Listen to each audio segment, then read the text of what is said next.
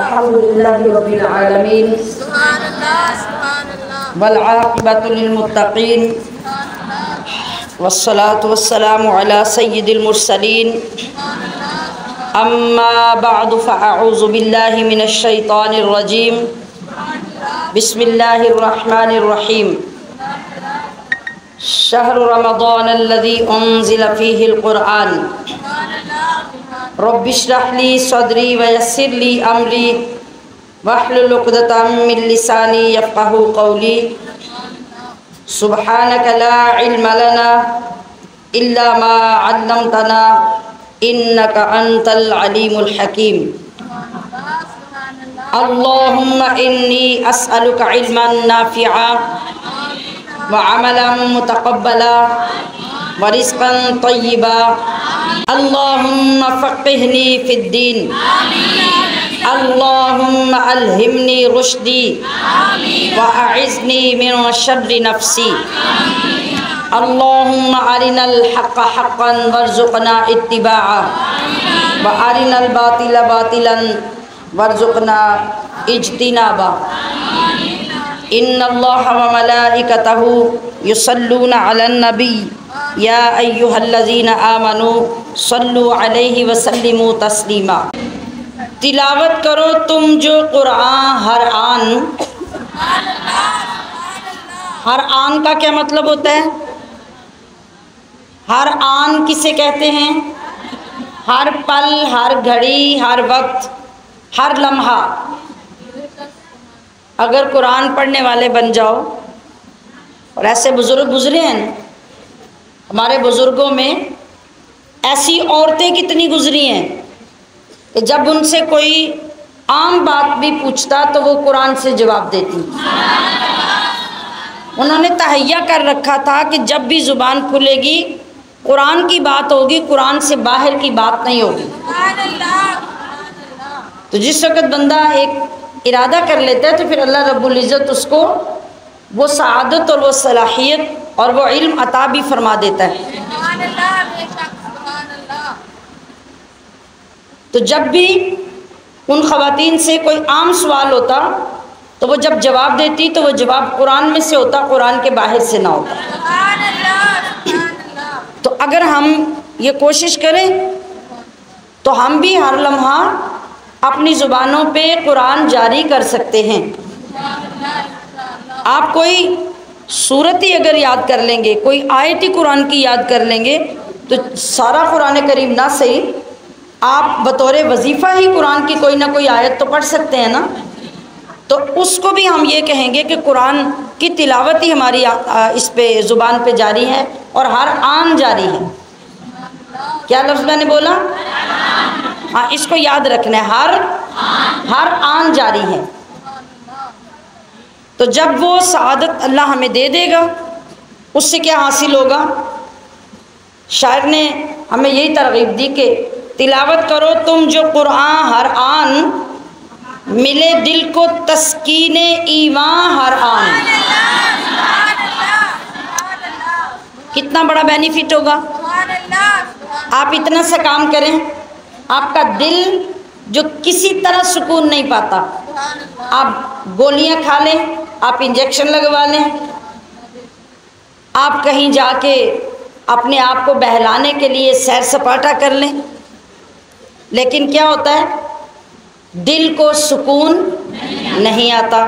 تو کتنی چھوٹی سی بات، کتنا چھوٹا سا نسخہ بظاہر ہمیں مل گیا کہ ملے دل کو تسکین ایمان ہر آن، اور شفا مل رہی ہے اسی سے سبھی کو، بلکہ اسی سے سبھی کو شفا مل رہی ہے، اسی سے سبھی کو دکھوں کا مداوا ہے فرقاں ہر آن۔ دکھوں کا مداوا ہے فرقاں ہر آن، اور تلاوت کرو تم جو قرآن ہر آن، ملے دل کو تسکین ایمان ہر آن۔ اور نبی کی اطاعت ہے قرآن میں ثابت۔ اللہ نے قرآن میں فرمایا اطیعوا اللہ و اطیعوا الرسول۔ نبی کی اطاعت ہے قرآن میں ثابت، رہو سنتوں کے نگہباں ہر آن۔ اور معانی کی تفکیر قرآن میں ہر دم، تفکیر یعنی فکر، غور، یہ اللہ نے ہمیں فرمایا کہ قرآن پڑھو تو اس کے معانی میں غور و فکر کر کے پڑھو، بغیر غور و فکر کے پڑھنے سے قرآن کی لذت اور اس کا نور اندر نہیں داخل ہوتا۔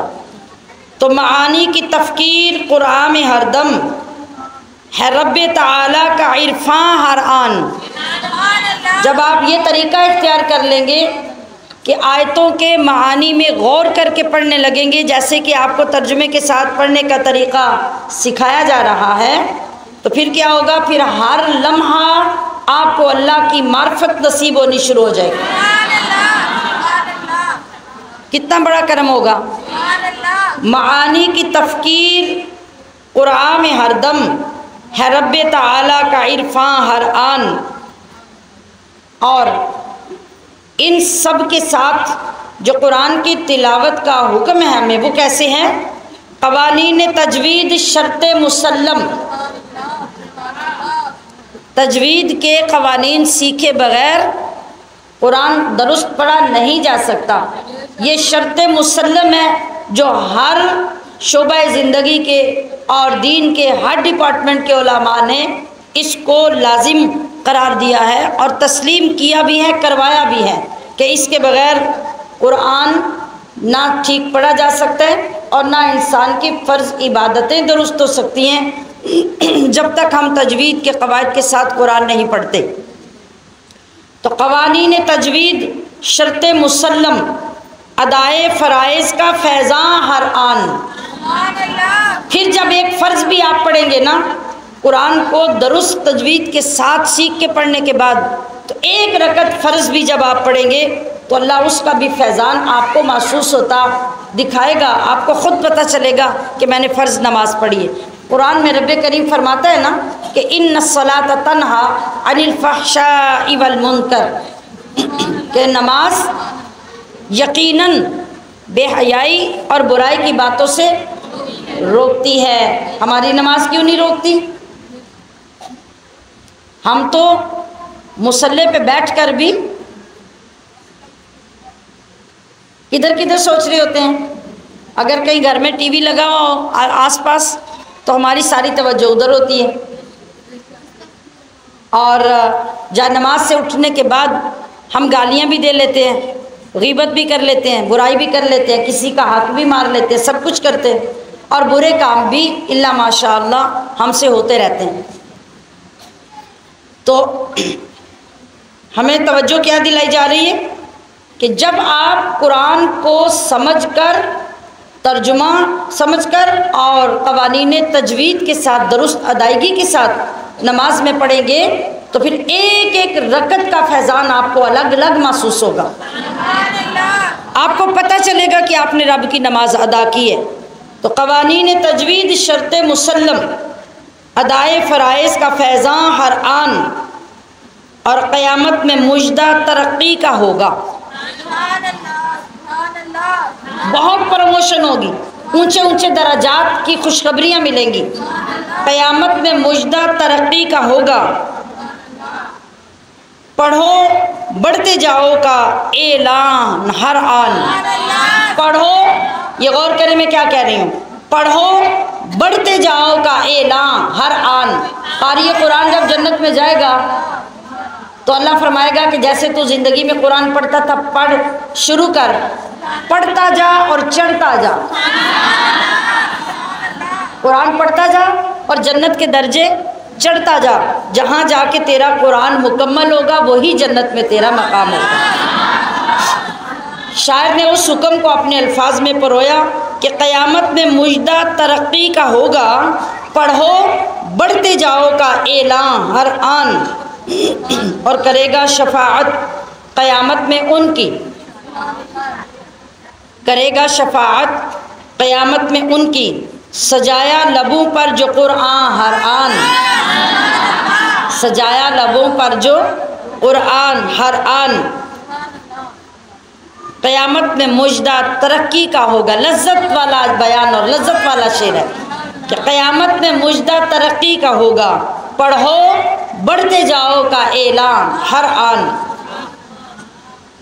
معانی کی تفکیر قرآن میں ہر دم ہے، رب تعالیٰ کا عرفان ہر آن، تلاوت کرو تم جو قرآن کی ہر آن، ملے دل کو تسکین ایمان ہر آن۔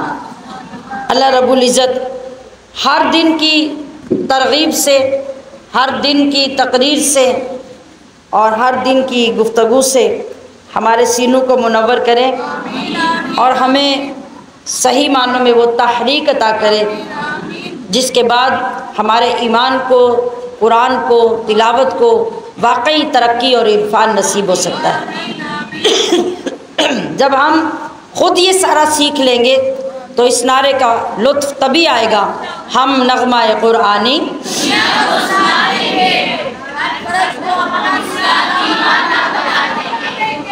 اب تو آپ کو خود بلا روک ٹوک بولنا چاہیے اور ترنم سے اچھے طریقے سے بولنا چاہیے، ہم نغمہ قرآنی، ہر فرد کو ہم اس کا انشاءاللہ۔ اعوذ باللہ من الشیطان الرجیم، بسم اللہ الرحمن الرحیم۔ قالوا یا شعیب ما نفقہ کثیرا مما تقول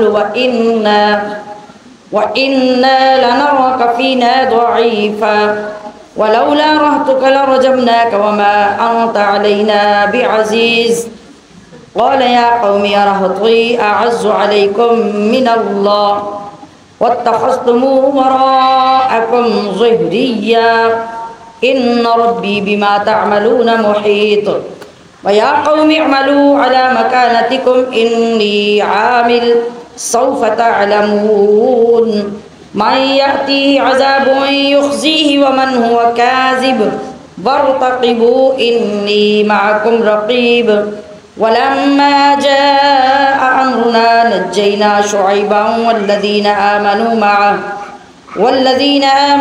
معه برحمة منا وأخذت الذين ظلموا الصيحة فأصبحوا في ديارهم جاثمين كأن لم يغنوا فيها ألا بعدا لمدين كما بعدت ثمود ولقد أرسلنا موسى بآياتنا وسلطان مبين إلى فرعون وملئه فاتبعوا أمر فرعون وما أمر فرعون برشيد يقدم قومه يوم القيامة فأوردهم النار وبئس الورد المورود وأتبعوا في هذه لعنة ويوم القيامة بئس الرفد المرفود ذلك من أنباء القرى نقصه عليك منها قائم وحصيد وما ظلمناهم ولكن ظلموا أنفسهم فما أغنت عنهم آلهتهم التي يدعون من دون الله من شيء لما جاء أمر ربك وما زادوهم غير تتبيب وكذلك أخذ ربك إذا أخذ القرى وهي ظالمة إن أخذه عليم شديد إن في ذلك لآية لمن خاف عذاب الآخرة ذلك يوم مجموع له الناس وذلك يوم مشهود وما نؤخره إلا لأجل معدود يوم يأتي لا تكلم نفس إلا بإذنه فمنهم شقي وسعيد فأما الذين شقوا ففي النار لهم فيها زفير وشهيق خالدين فيها ما دامت السماوات والأرض إلا ما شاء ربك إن ربك فعال لما يريد وأما الذين سعدوا ففي الجنة خالدين فيها ما دامت السماوات والأرض إلا ما شاء ربك عطاء غير مجذوذ فلا تك في مرية مما يعبد هؤلاء ما يعبدون إلا كما يعبد آباؤهم من قبل وإنا لموفوهم نصيبهم غير منقوص ولقد آتينا موسى الكتاب فاختلف فيه ولولا كلمة سبقت من ربك لقضي بينهم وإنهم لفي شك منه مريب وإن كلا لما ليوفينهم ربك أعمالهم إنه بما يعملون خبير فاستقم كما أمرت ومن تاب معك ولا تطغوا إنه بما تعملون بصير ولا تركنوا إلى الذين ظلموا فتمسكم النار وما لكم من دون الله من أولياء ثم لا تنصرون وأقم الصلاة طرفي النهار وزلفا من الليل إن الحسنات يذهبن السيئات ذلك ذكرى للذاكرين واصبر فإن الله لا يضيع أجر المحسنين فلولا كان من القرون من قبلكم أولو بقية ينهون عن الفساد في الأرض إلا قليلا ممن أنجينا منهم واتبع الذين ظلموا ما أترفوا فيه وكانوا مجرمين وما كان ربك ليهلك القرى بظلم وأهلها مصلحون ولو شاء ربك لجعل الناس أمة واحدة ولا يزالون مختلفين إلا من رحم ربك ولذلك خلقهم وتمت كلمة ربك لأملأن جهنم من الجنة والناس أجمعين وكلا نقص عليك من أنباء الرسل ما نثبت به فؤادك وجاءك في هذه الحق وموعظة وذكرى للمؤمنين وقل للذين لا يؤمنون اعملوا على مكانتكم إنا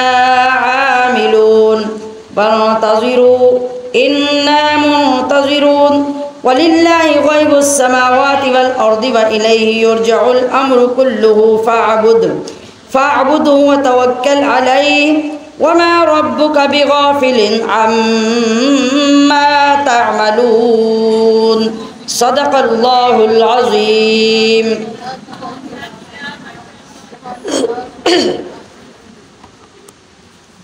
جی ان آیات کا ہم ترجمہ پڑھیں گے.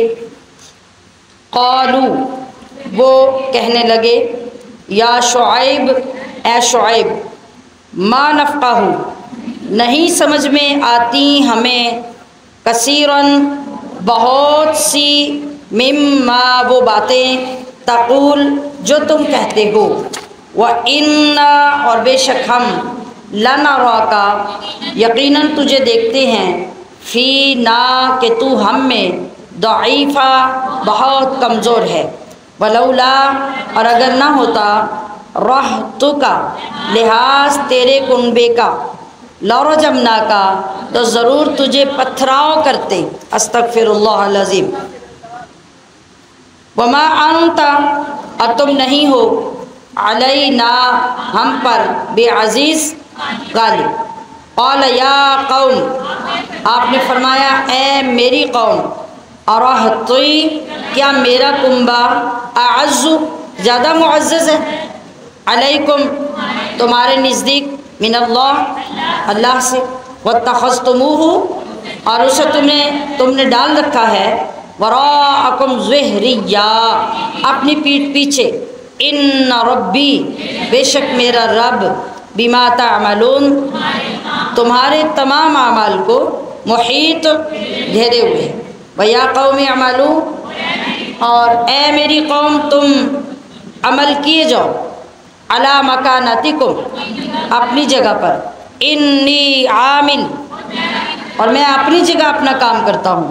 سوفا ان قریب تعلمون تم جان لو من یاتی کہ کس پر آتا ہے عذاب یخزیہ جو اسے رسوا کر دے گا ومن ہوا اور کون کاذب جھوٹا ہے، ورتقبو اور تم بھی انتظار کرو، انی معکم بے شک میں بھی تمہارے ساتھ رقیب منتظر ہوں، ولما جاء اور جب آ پہنچا امرنا ہمارا حکم یعنی عذاب، نجینا تو بچا لیا ہم نے شعیب کو، والذین آمنوا اور ان لوگوں کو جو ایمان لائے تھے، معہ شعیب کے ساتھ، برحمت منا اپنی خاص رحمت سے، وأخذت الذین اور آ پکڑا ان کو جنہوں نے ظلموا ظلم کیا، الصیحہ خوفناک چیخ نے، فاصبحوا تو صبح کی انہوں نے، فی دیارہم اپنے گھروں میں، کس طرح صبح کی اس حال میں، جاسمین کہ گھٹنوں کے بل گرے پڑے تھے، کألم گویا کہ نہ، یغنو کبھی بسے تھے، فیہا اس بستی میں، گویا کہ کبھی بسے ہی نہ تھے اس بستی میں۔ یہ کل بھی میں نے بتایا تھا نا کہ اس کے حال کیسے ہو گئے پچھلی تمام بستیوں کے، کہ اس طرح بنجر سنسان کھنڈرات میں تبدیل ہو گئی۔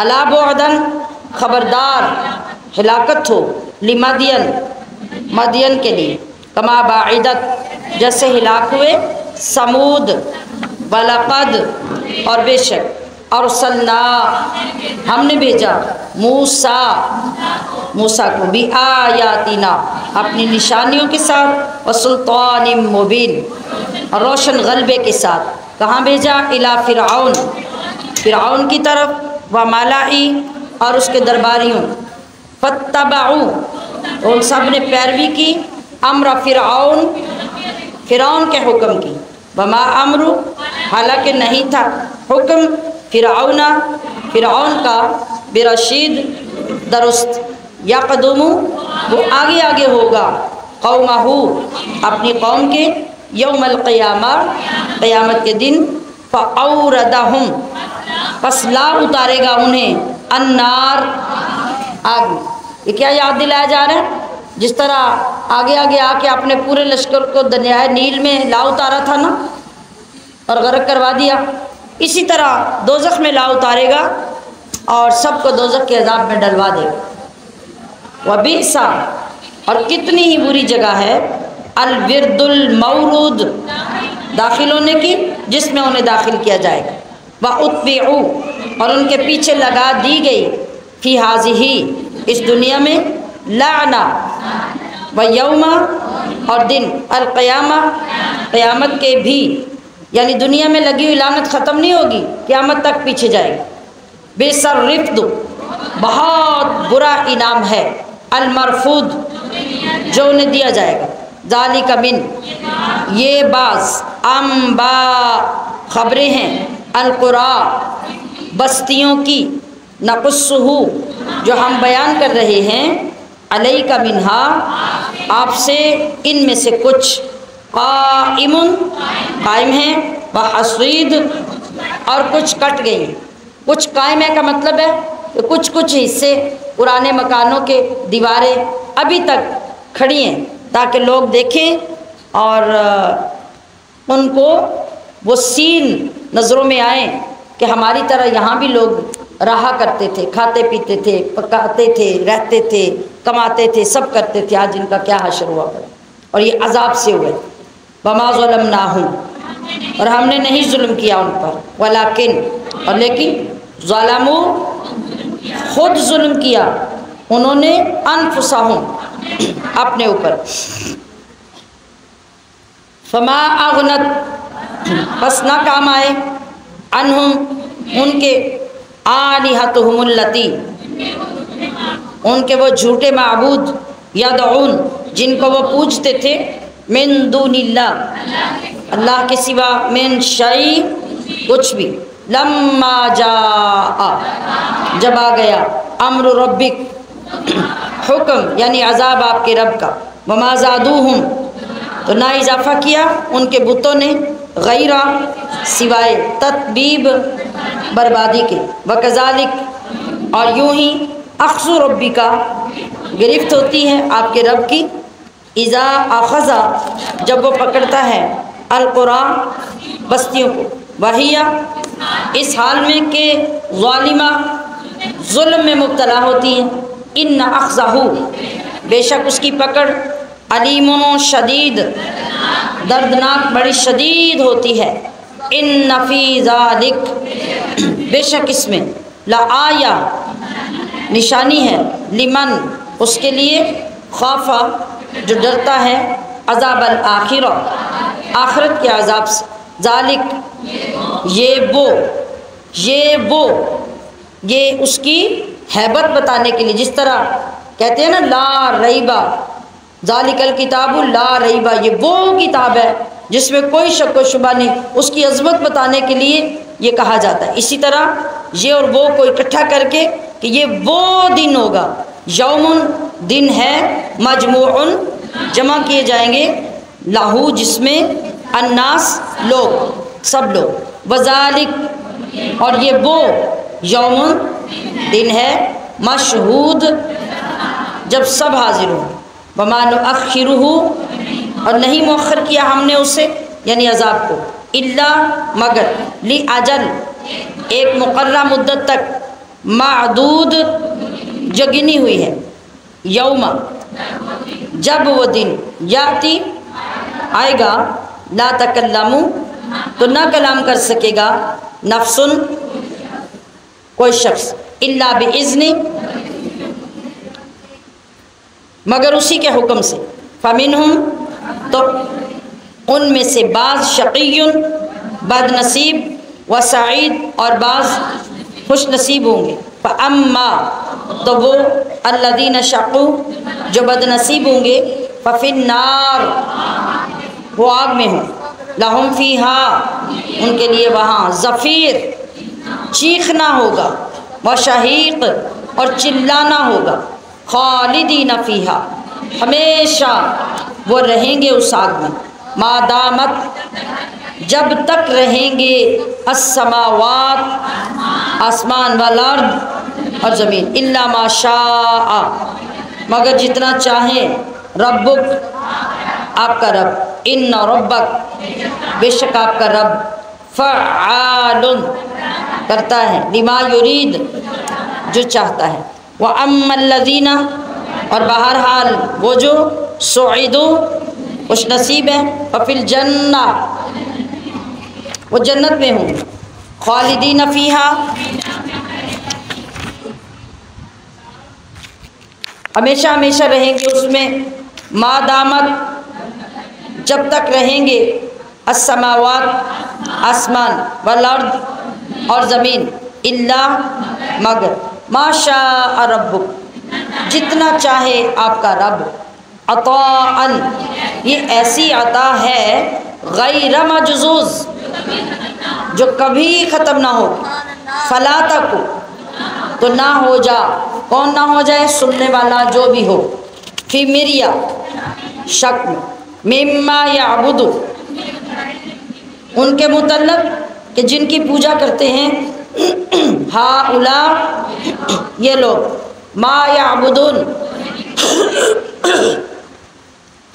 وہ نہیں پوجتے، الا مگر، کما ایسے ہی جیسے، یعبد پوجتے تھے، آباؤہم ان کے باپ دادا، من قبل اس سے پہلے، وَإِنَّا اور یقیناً ہم، لَمُوَفُّوهُم پورا پورا دینے والے ہیں، نصیبہم ان کا حصہ، غیر منقوص جس میں کچھ کمی نہ ہوگی، وَلَقَدْ اور بے شک، آتینا موسیٰ ہم نے دی موسیٰ کو، الکتاب کتاب، فاختلف فیہ پھر اختلاف کیا جانے لگا اس میں، ولولا کلمہ اور اگر نہ ایک بات، سبقت طے ہو چکی ہوتی، من ربک تمہارے رب کی، لقضیہ تو ضرور فیصلہ کر دیا جاتا، بینہم ان میں، وَإِنَّهُمْ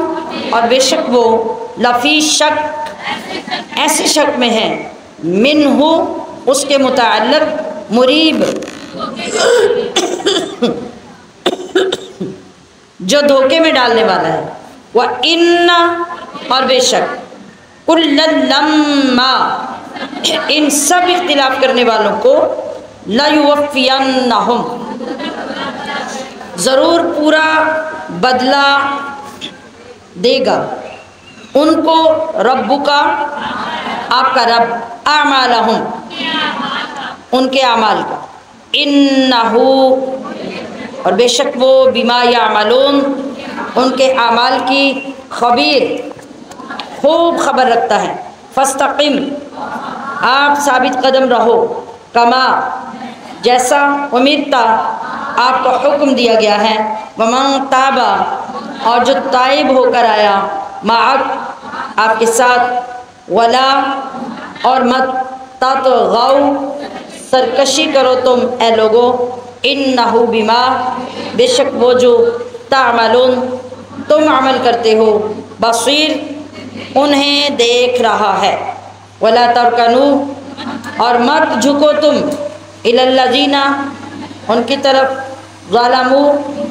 جنہوں نے ظلم کیا، فتمسکم النار ورنہ چھوئے گی تمہیں بھی آگ، وما لکم اور نہ ہوگا تمہارے لیے تب، من دون اللہ اللہ کے سوا، من اولیاء کوئی حمایتی، ثم لا تنصرون پھر نہ ہی تمہاری کوئی مدد ہوگی، وَأَقِمِ الصَّلَاةَ اور قائم رکھو نماز، طرفَیِ النَّہَارِ دونوں کناروں میں دن کے، وَالزُّلَفَا اور کچھ حصوں میں، من اللیل رات کے، ان الحسنات بے شک نیکیاں، یذہبن مٹا دیتی ہیں، السیئات برائیوں کو، ذالک ذکری یہ نصیحت ہے، للذاکرین نصیحت ماننے والوں کے لیے، وَاصْبِرْ اور آپ صبر کیجئے، فَإِنَّ اللَّهَ کیونکہ اللہ، لا یضیع ضائع نہیں کرتا، اجر المحسنین، فلولا کان تو کیوں ایسا نہ ہوا، من القرون کہ ان امتوں میں، من قبلکم جو تم سے پہلے گزری ہیں، اولو بقیہ کچھ فضیلت والے لوگ ہوتے، ینہون جو روکتے یا منع کرتے، عن الفساد فتنہ فساد برپا کرنے سے، فی الارض زمین میں، الا قلیلا مگر بہت تھوڑے تھے، ممن جن کو، انجینا ہم نے نجات دی، منہم ان میں سے، واتبع الذین اور پیچھے پڑے رہے، ظالموا ظالم لوگ، ما اترفو اس عیش و عشرت کے تھے وہ، فیہی جس میں، وکانوا مجرمین اور وہ لوگ مجرم، وما کانا اور نہیں ہے، ربک آپ کا رب، لیہلک القری ایسا اور نہیں آپ کا رب ایسا کہ ہلاک کر دے بستیوں کو، بظلم ظلم سے، وَأَهْلُهَا جبکہ ان کے رہنے والے، مصلحون اصلاح پسند ہوں، وَلَوْ شَاءَ اور اگر چاہتا، ربک آپ کا رب، لَجَعَلَ النَّاسَ تو ضرور کر دیتا تمام لوگوں کو، امت واحدہ ایک ہی، وَلَا يَزَالُونَ کہ وہ ہمیشہ مختلفین اختلافی کرتے رہیں گے، الا من رحم ربک والی ذالک اور اسی لیے، خلقہم انہیں پیدا فرمایا، وتمت اور پوری ہو چکی، کلمہ بات، ربک آپ کے رب کی، لَأَمْلَأَنَّ کہ میں ضرور بھر دوں گا، جہنم جہنم، من الجنتی جنوں سے، والناس اور لوگوں، اجمعین سب کو ملا کر، وَكُلًّا نَقُصُّ اور یہ سب جو ہم بیان کرتے ہیں، علیک آپ سے، من انبا خبریں، الرسلی رسولوں کی، ما نثبت جس سے پختہ کر دیں، ما نثبت پختہ کر دے بھی جس سے، فؤادک آپ کے قلب مبارک کو، وجاءت اور آیا ہے آپ کے پاس، فی ہذہ الحق اس صورت میں حق، وموعظہ اور واعظ، وذکریٰ اور نصیحت، للمؤمنین ایمان والوں کے لیے، وقل للذین اور آپ فرما دیجئے ان سے، لا یؤمنون جو ایمان نہیں لائے، اعملوا کہ تم عمل کرتے رہو، علی مکانتکم اپنی جگہ پر، انا عاملون بے شک ہم اپنا کام کرتے ہیں، وانتظروا اور تم انتظار کرو، انا منتظرون بے شک ہم بھی منتظر ہیں، وللہ اور اللہ ہی کے لیے ہیں، غیب السماوات غیب آسمانوں کے، والارض اور زمین کے، وإلیہ یرجع اور اسی کی طرف لوٹائے جاتے ہیں، الامر کلہ سارے کام، فاعبدہ آپ بھی اسی کی عبادت کیجیے، وتوکل اور توکل رکھیے، علیہ اسی پر، وما ربک اور نہیں ہے آپ کا رب، بغافل عما تعملون اس سے جو تم کرتے ہو۔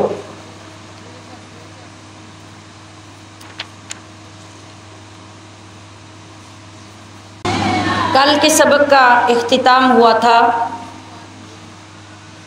شعیب علیہ السلام نے اپنی قوم سے واعظ و نصیحت کے آخر میں یہ کہا تھا کہ تم لوگ استغفار کرو اور اپنے رب کی بارگاہ میں توبہ کر لو، جتنے بھی تم نے جرم اور گناہ کر لیے ہیں، اس کے بعد بھی جو میرا رب ہے نا جس کی طرف میں دعوت دے رہا ہوں، وہ رحیم بھی ہے، ودود بھی ہے، بڑا رحم کرنے والا اور بندوں سے محبت کرنے والا ہے۔ تو تمہارے پاس وقت ہے، تم اپنے باطل عقیدے اور باطل راستے کو چھوڑ دو۔ یہ باتیں سن کر قوم نے کیا کہا؟ آج وہاں سے بات شروع ہو رہی ہے، قالوا یا شعیب، قوم کے لوگوں نے، کون آگے ہو کے کہتا ہے؟ وہ جو سب سے بڑے سرکش اور بڑے چودھری اور سردار ہوتے ہیں، نمائندگی وہی کرتے ہیں نا، دیہاتوں میں گاؤں میں بھی تو وہی لوگ ہوتے ہیں، تو ہر زمانے میں انہی لوگوں کا شر سب سے آگے ہوتا ہے۔ تو انہوں نے کہا کہ اے شعیب، ما نفقہ کثیرا مما تقول، یہ جو تم باتیں کرتے ہو نا، تمہاری بہت سی باتیں ہماری سمجھ میں نہیں آتی، اور دوسری بات یہ کہ وَإِنَّا لَنَرَاكَ فِينَا ضَعِيفًا، اور تم کوئی بڑے مضبوط بھی نہیں ہو، ہم اپنے اندر تمہیں ایک کمزور سا بندہ سمجھتے ہیں، وَلَوْلَا رَحْتُكَ لَرَجَمْنَاكَ، اور اگر ہمیں تمہارے خاندان کی پاسداری نہ ہوتی اور تمہارا خاندان نہ ہوتا اور اس کا ہمیں خیال نہ ہوتا تو معاذ اللہ لَرَجَمْنَاكَ، ہم تمہیں پتھر مار مار کر نکال دیں، پتھراؤ کرتے، رجم کرتے۔ وَمَا أَنْتَ عَلَيْنَا بِعَزِيزٍ، میں بار بار ان آیات کو بطور خاص پڑھتی ہوں، آپ کے ذہنوں میں یہ چیزیں آئیں کہ جو قومیں گزری انہوں نے اللہ کے نبیوں سے سلوک کیا، اور اس حد تک قوموں کے پہنچ جانے کے باوجود بھی اللہ کے نبیوں نے ایک بار اللہ سے معذرت نہیں کی کہ یا اللہ یہ کام ہم سے نہیں ہوتا، لہذا ہماری کوئی اور ڈیوٹی لگا دے۔ پوری قوم، پورے علاقے، بستیوں کی بستیاں، ہزاروں کی تعداد میں، لاکھوں کی تعداد میں، اگر ایک طرف لوگ ایک بات پہ جمے ہوئے ہیں، اللہ کا ایک نبی استقامت کا پہاڑ بنا آگے کھڑا ہے، وہ ڈرتا نہیں، گھبراتا نہیں، اس کی جرت میں کمی نہیں آتی، وہ پریشان نہیں ہوتا، اس کو کامل یقین اور توکل ہوتا ہے کہ جس رب نے مجھے کھڑا کیا وہ رب میرے ساتھ۔ یہ وہ انرجی ہے جو ہر مومن کو چاہیے۔ وہ نبی اپنی امتوں کو یہی ایمان کی انرجی دینے کے لیے آئے، تو جو بھی اس راستے پہ چلے گا وہ کوئی تھوڑا سا کام کرے یا زیادہ کرے، لیکن جب وہ اللہ اور اس کے رسول کے پیغام کو لے کے آگے اٹھے گا تو اس کے پاس اس انرجی کا ہونا ضروری ہے۔ جب وہ نہیں ہوگی تو وہ کبھی کامیاب نہیں ہوگا، اس لیے کہ شیطان کے چیلے جو پوری کائنات میں پھیلے ہوئے ہیں وہ کبھی اسے کامیاب ہونے ہی نہیں دیں گے۔ وہ کب چاہیں گے کہ ہمارے ہوتے ہوئے کوئی رب کا پیغام اور دین کا پیغام اور نیکی کا پیغام پھیلائے، اور پھر ہمارا دنیا میں ہونا کس فائدے کا کہ ہمارے ہوتے ہوئے دنیا نیک ہوتی جائے؟ وہ تو کسی کو نیک نہیں ہونے دیتے۔ لیکن اللہ کا ایک نبی پہلے اپنی امت پہ بھاری ہوتا ہے، پھر وہ خوش نصیب غلام جو نبی کی غلامی میں سچائی کے ساتھ آ جاتا ہے وہ پھر اکیلا بھاری ہو جاتا ہے۔ پھر کبھی داتا گنج بخش علی حجویری بن کے غالب آتا ہے نبی کا غلام، اور کبھی معین الدین چشتی بن کے نبی کا غلام بھاری ہو جاتا ہے، اور کبھی غوث اعظم بن کے بھاری ہو جاتا ہے، اور کبھی حضرت اخندزادہ مبارک بن کے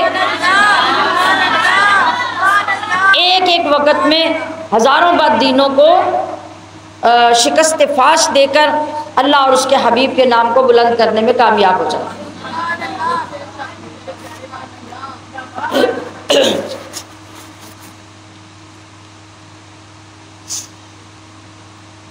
تو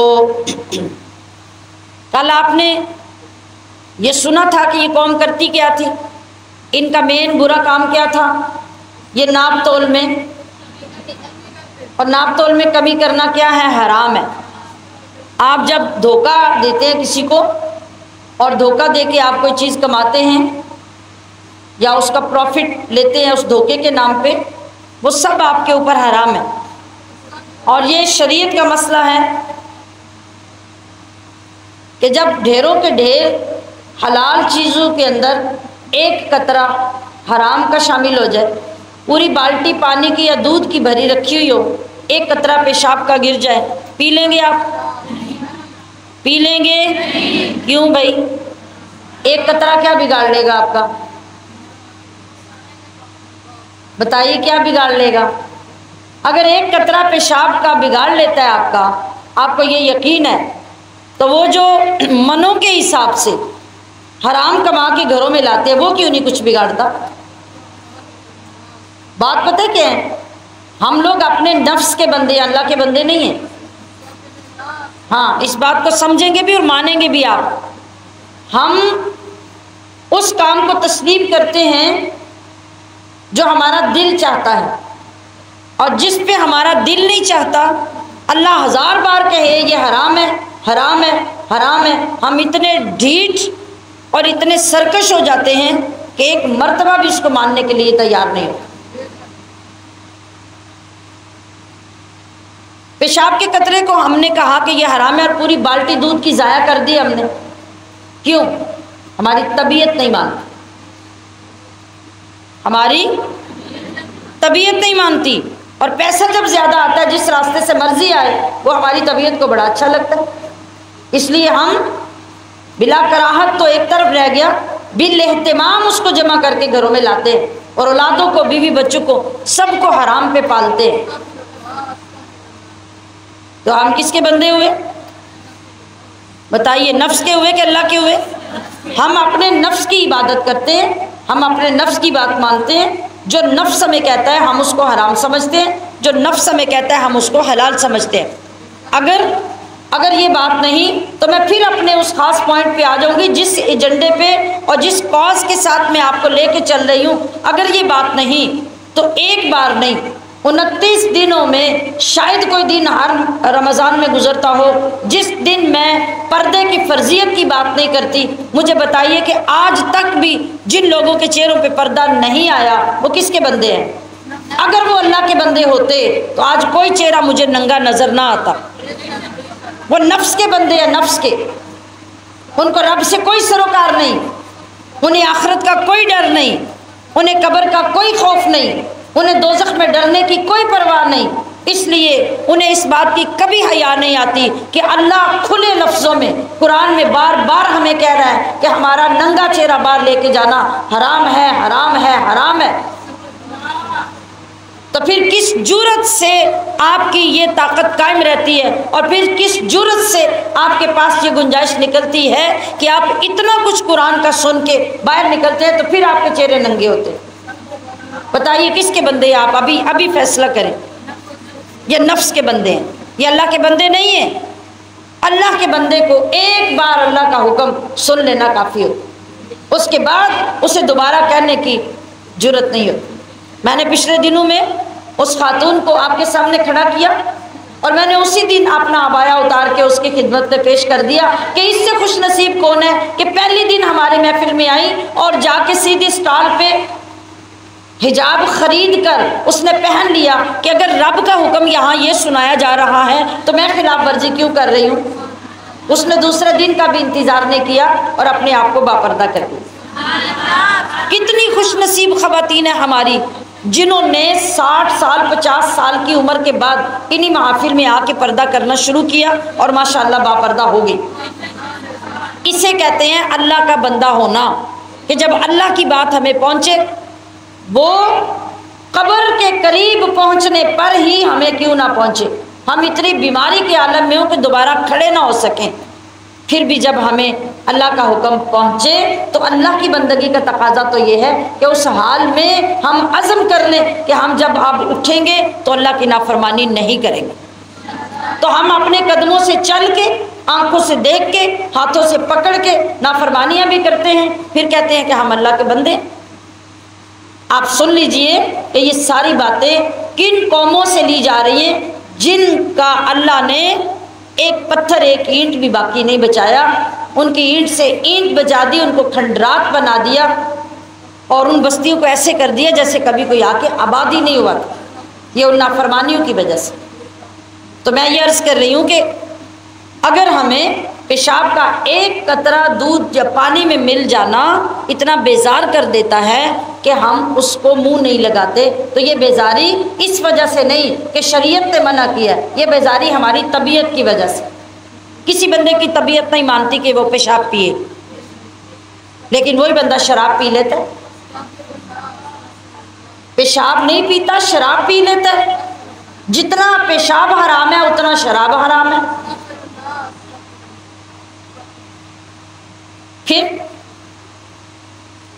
پھر ہم نے کہاں سے گنجائش نکالی؟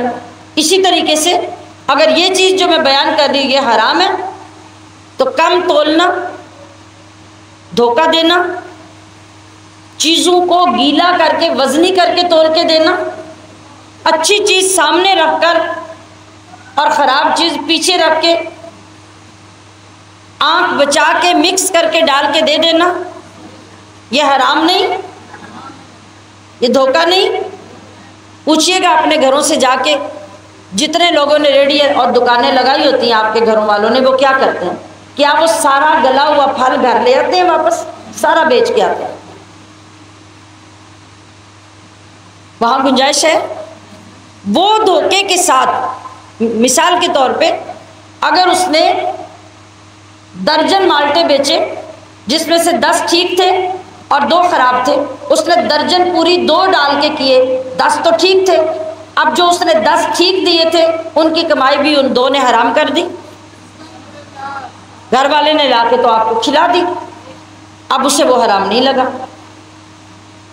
شعیب علیہ السلام بھی کیا فرماتے تھے؟ وہ اپنی قوم سے یہ فرماتے تھے کہ لوگوں، اللہ جتنا تمہیں ٹھیک بچا کے دیتا ہے نا، ہوا خیر لکم، وہی تمہارے لیے بہتر ہے، تم اس پہ یقین کرنا شروع کر دو، اللہ پاک تمہارے اس میں اتنی برکت ڈالے گا کہ اس دغا اور فریب سے کمائی ہوئی دولت سے بھی تمہیں اور زیادہ دولت عطا ہوگی۔ اس لیے علماء کرام فرماتے ہیں کہ اللہ سے کثرت کبھی نہ مانگو، اللہ سے برکت مانگو۔ کیا ہوگا؟ کثرت کا مطلب یہ ہے آپ کی تنخواہ 1 لاکھ ہو جائے گی، اور کثرت کر لی آپ نے دھوکے اور فراڈوں کے ساتھ، کثرت ہو گئی، لاکھ بن گیا۔ جس نے کثرت نہیں کی اس کو 50,000 ملے۔ اس نے کہا یا اللہ مجھے برکت دے دے، اس نے کہا یا اللہ یہ جو 50,000 ہے نا مجھے اس میں برکت دے دے۔ اللہ نے اتنی برکت دی کہ وہ لاکھ والا روتا رہا اور 50,000 والا عزت سے زندگی گزارتا رہا۔ برکت کیسے آتی ہے اور بے برکتی کیسے آتی ہے؟ حرام کی کمائی میں، دھوکہ دہی کی کمائی میں کیا ہوتا ہے؟ آپ کی جیب میں پیسہ آتا ہے، آپ 4 دن کے بعد رو رہے ہوتے ہیں، لاکھ روپیہ جیب میں ڈالا تھا، ایک پیسہ باقی نہیں بچا، کبھی گم ہو گیا، کبھی بیماریوں میں ہسپتالوں میں چلا گیا، کبھی ان غلط کاموں میں اپنے ہاتھوں سے خود آپ نے نکال کے لگا دیا جن کی ضرورت نہیں تھی۔ اور جس نے برکت مانگی تھی، کثرت نہیں مانگی تھی، اللہ نے اس کو صحت دی اور ہسپتالوں کے پیسے بچ گئے۔ اور نبی علیہ الصلوۃ والسلام کے فرمان پہ عمل کیا تو آپ نے فرمایا کہ جب تم مہمان کا اکرام کرو گے، اس کے آنے پہ گھر میں خوشی کرو گے اور اللہ کا شکر ادا کرو گے کہ مہمان کا حصہ ہماری کمائی میں آیا، اور اللہ کے محبوب کی سنت سمجھ کے اس کو کھلاؤ گے تو تمہارے دسترخوان اور رزق میں برکت آ جائے گی۔ برکت آ گئی، پھر دسترخوان لگا کے بیٹھو گے، اکیلے اکیلے کولیوں اور ڈشوں میں بیٹھ کے چھپ چھپ کے الگ الگ نہیں کھاؤ گے، اکٹھے بیٹھ کے دسترخوان پہ کھاؤ گے تو تمہارے دسترخوان پہ رحمت اور برکت نازل ہوگی۔ اور اللہ کے نبی نے فرمایا کہ کیا ہوگا، 4 کا کھانا لے کے بیٹھو گے دسترخوان پہ، 6 کو پورا ہو جائے گا۔ برکت ہوئی کہ نہ ہوئی؟ تو ہمیں یہ سکھایا گیا کہ ہمیشہ اللہ سے برکت مانگو، کثرت مت مانگو، زیادتی نہ مانگو، اتنے لاکھ اور اتنے کروڑ ہونے چاہیے، بلکہ جو اللہ دے رہا ہے اس میں اللہ سے برکت مانگو۔ ان لوگوں نے یہ سب باتیں نہیں مانی اور آگے الٹا تانا زنی شعیب علیہ السلام سے کرتے رہے۔ اللہ پاک اپنے محبوب کے ذریعے آپ کی امت کو یہ سب سنا رہا ہے کہ اے حبیب آپ اپنی امت کو یہ سب باتیں سنائیں کہ ان لوگوں نے جب نبی کی نہیں مانی تو ان کے ساتھ کیا ہوا۔ اگر آج یہ آپ کی امت کے لوگ اور کفار مکہ بھی اسی روش پہ چلیں گے تو وہ بستیاں ان کے آس پاس ہی ہیں ساری جن کو اللہ نے برباد کیا ہے، وہ بڑی دور کی بات نہیں ہے، پھر ان کا بھی یہ حشر ہو سکتا ہے۔ تو اب شعیب علیہ السلام نے کہا کہ اے میری قوم، کمال سوچ ہے تمہاری، تمہیں اللہ سے زیادہ میرے خاندان کی زیادہ فکر ہے، اللہ سے زیادہ میرے خاندان کا لحاظ ہے، اللہ کا تمہیں کوئی لحاظ نہیں۔ اللہ کے احکام، اللہ کی باتوں کو تم نے پیٹھ پیچھے پھینکا اور میرے خاندان کا لحاظ کر کے تم میرے اوپر احسان رکھ رہے ہو کہ میرا لحاظ اس لیے کر رہے ہو۔ یاد رکھو کہ جو میرا رب ہے نا، میرا رب تمہارے تمام اعمال کو چاروں طرف سے گھیرے ہوئے ہے، اس سے تم بچ نہیں سکتے۔ تو ٹھیک ہے، اگر تم ان باتوں سے باز نہیں آنے والے تو پھر تم اپنی جگہ پہ جو جو کر رہے ہو کرتے جاؤ، مجھے جس بات کا حکم ہے میں اپنا عمل کرتا جاؤں گا، میں اپنا کام کرتا ہوں۔ کیا کام تھا؟ تمہیں باز و نصیحت کرتا رہوں گا، اللہ کے پیغامات پہنچاتا رہوں گا، اور تم نے نافرمانیوں کی قسم کھا رکھی ہے تو تم اس پہ عمل کرتے رہو۔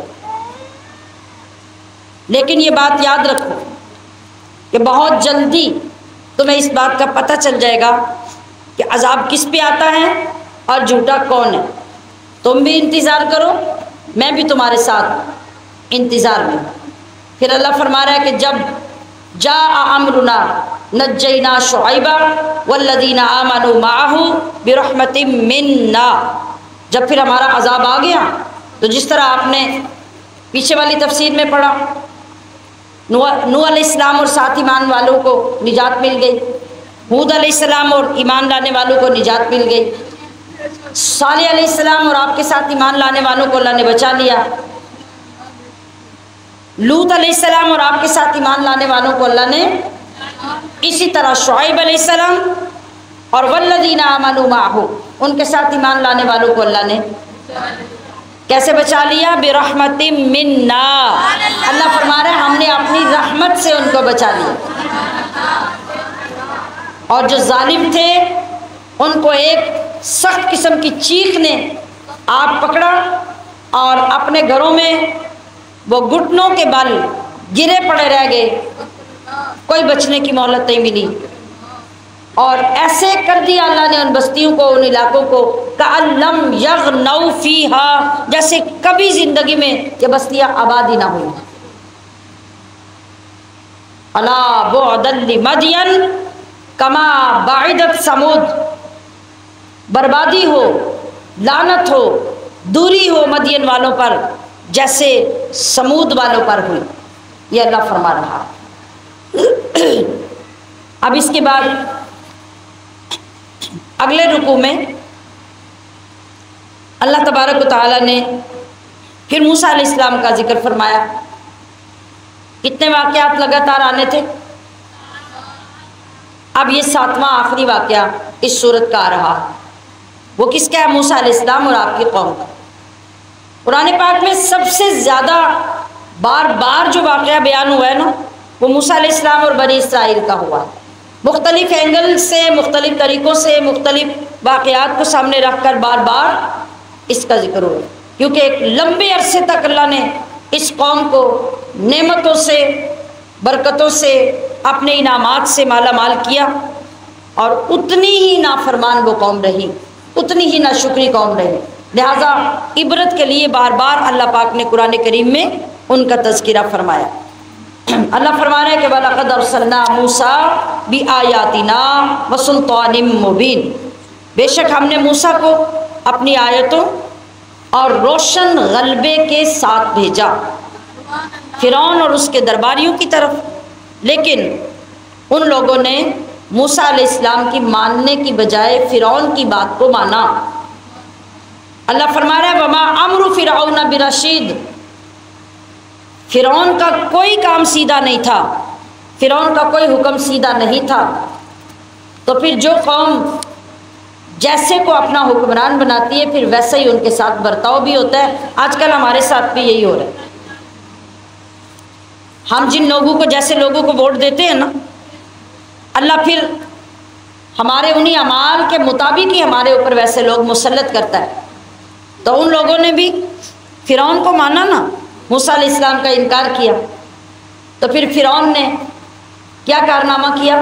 وہ جس قابل تھا اس نے وہی کیا، وہ ان کو ڈبونے ہی والا تھا، وہ اس کے پلے اور کچھ نہیں تھا، لہٰذا وہ ساری قوم کو لے کے چلا گیا دریا نیل میں اور اپنے ہاتھوں جا کے ڈبو دیا۔ غور کریں تو آج یہ کچھ ہمارے ساتھ بھی ہو رہا ہے۔